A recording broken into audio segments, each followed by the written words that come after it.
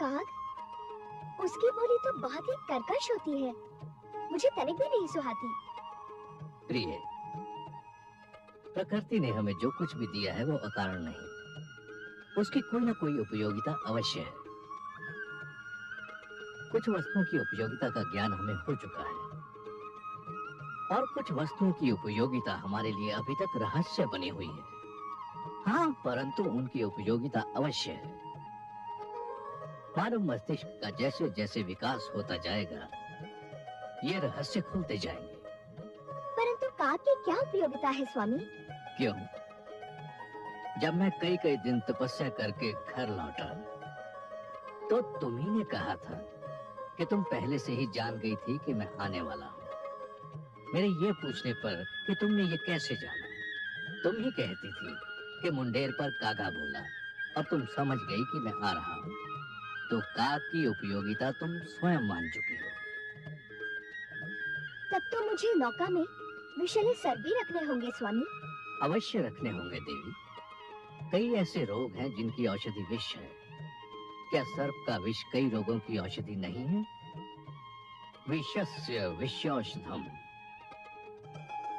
सुना नहीं? विष ही विष की औषधि है।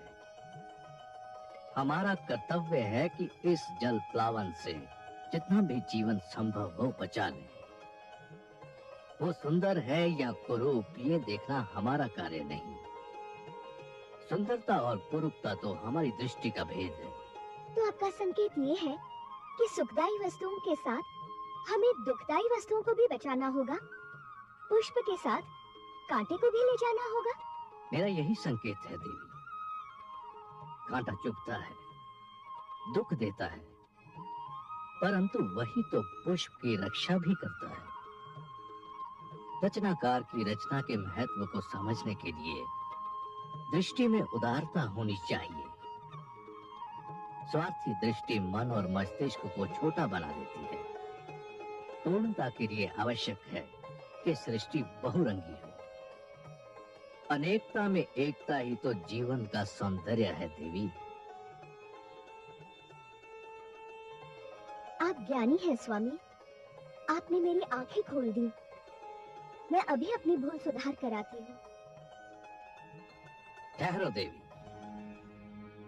भूल का नाम लेकर तुमने मुझे भी मेरी एक भूल का स्मरण करा दिया। क्या आप भी नौका में कुछ रखना भूल गए हैं स्वामी? हाँ, मैं जीवन की सबसे बड़ी आवश्यकता को साथ लेना भूल गया हूँ। किंतु क्या? मैं नौका में शिक्षा रखना भूल गया हूँ। शिक्षा? हाँ देवी, हम अपने साथ शिक्षा ना ले गए तो नए जीवन नई पीढ़ी को हम क्या भेज देंगे? किंतु स्वामी, शिक्षा नौका में कैसे रखी जा सकती है? शिक्षा शिक्षक से मिलती है, और सृष्टि में सप्त ऋषियों से बड़े शिक्षक और कौन है? हमें इस जल प्लावन से जो कुछ बचाना है, उसमें शिक्षा को बचाना सबसे अधिक आवश्यक है। शिक्षा को बचाने के लिए हमें नौका पर सप्त ऋषियों को भी साथ लेना होगा।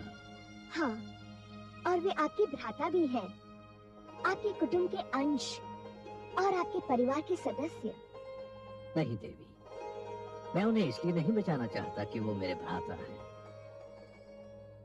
शिक्षक का महत्व परिवार के सदस्यों से अधिक होता है। मुझे सप्त ऋषियों के पास ब्रह्म क्षेत्र में जाना ही होगा। किंतु स्वामी, समय बहुत ही थोड़ा रह गया है। तुम चिंता न करो देवी, मैं उन्हें साथ लेकर सांझ तक लौट आऊंगा।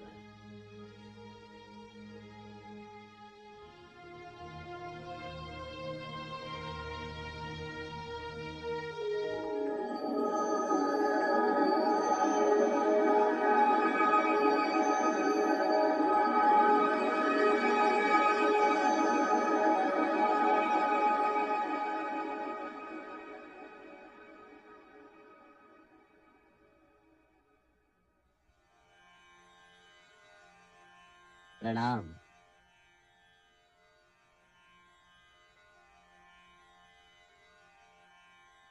इस अचानक ऋतु परिवर्तन का कारण मेरी समझ में नहीं आ रहा है। देखते ही देखते दृश्य बदल गया है। आकाश का रंग परिवर्तित हो गया है। हे वशिष्ठ देव, हम भ्राताओं में आप ही खगोल शास्त्र के सबसे महान ज्ञाता है। इस विषय पर तो आप ही प्रकाश डाल सकते हैं। मेरा ज्ञान और मेरा अनुभव कहता है कि कोई भयंकर बाढ़ आने वाली है, भारी जल प्लावन होने वाला है, और यदि ऐसा हुआ तो सारी धरती जलमग्न भी हो सकती है। तो फिर हम क्या करेंगे? हमें तो धरती पर विद्या का प्रकाश फैलाने के लिए भेजा गया था।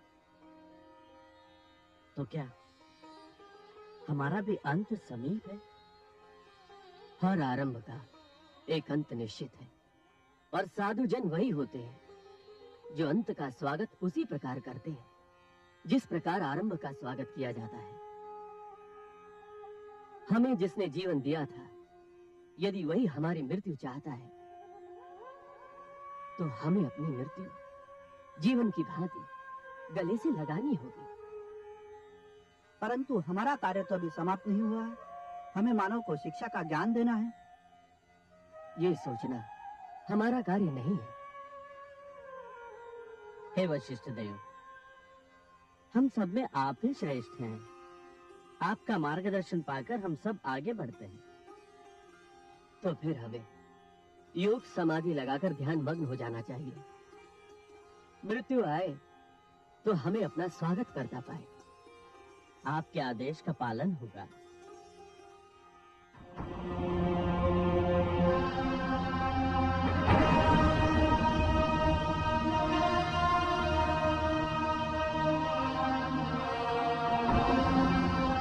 हे महान ग्रह, अपना ध्यान तोड़िए। मुझे आपकी आवश्यकता है।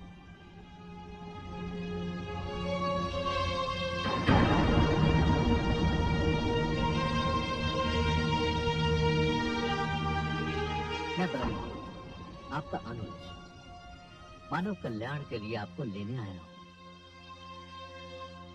इस जल प्लावन के उपरांत जो जीवन आरंभ होगा, आप नहीं होंगे तो वो अंधकार में भटकने लगेगा। हे ऋषिगण, आपको सृष्टि में आने के उद्देश्य की पूर्ति करनी है। मानव जाति के लिए, जीवन के लिए आपका मेरे साथ चलना अनिवार्य है। आंखें खोलिए, समय हाथों से निकला जा रहा है।